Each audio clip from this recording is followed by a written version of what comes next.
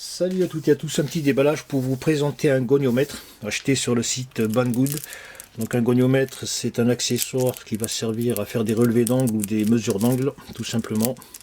Alors moi je vais m'en servir essentiellement pour le bricolage, mais on le trouve très répandu dans le domaine médical ou paramédical, chez les kinés, les radiographes, les praticiens divers, ou même les étudiants en médecine, dans le sens où dans le médical on s'en sert beaucoup pour faire des relevés d'angle au niveau des membres de certaines parties du corps, surtout au niveau des articulations. Voilà, ça c'est lorsqu'on fait un bilan osseux, qu'on va voir un rhumatologue ou lorsqu'un radiographe consulte des clichés de radio. Donc il utilise ce petit goniomètre qui est très pratique, qu'on peut mettre en poche, en sac. Voilà, il est fait en acrylique, il est très souple. Il est doté d'une réglette de 2 leviers. Donc on a en centimètres de 0 jusqu'à 36 cm et en inch, donc en pouces de 0 à 14. Au centre on a le rapporteur, donc c'est un genre de faux équerre gradué, donc très pratique, on peut lire dans ce sens ou dans ce sens. Vous voyez là je suis à 180 degrés, si je monte j'arrive à 90, ici, si je veux aller à 100 ou 120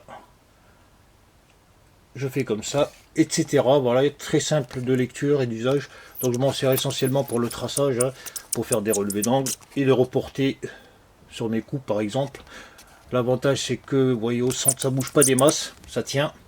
Donc on n'a pas de perte de mesure lorsqu'on déplace le goniomètre. Voilà, dans le médical, là, j'ai pris une petite poupée pour vous donner une petite idée de ce qu'on peut en faire. Bon, admettons que voilà, cette personne va faire un bilan osseux ou a des problèmes articulaires, elle va voir un rhumatologue. Et donc, bon, en général, les goniomètres médicaux, ils ont des leviers un peu plus grands. C'est normal parce que là, vous voyez, c'est très court. Mais admettons que le standard, parce qu'il y a des standards en médecine, d'amplitude pour l'articulation de l'épaule soit par exemple 90 degrés, et que ce patient arrive avec une amplitude de 100.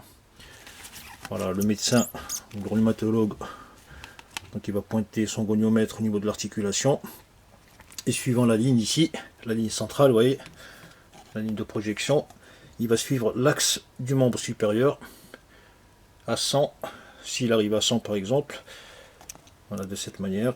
Donc peut-être que c'est pas normal et que ça cache des petits problèmes d'articulation. Bref, vous l'aurez compris, donc articulation des épaules, hanches, genoux, on peut faire les pieds, coudes, bras, poignets, etc.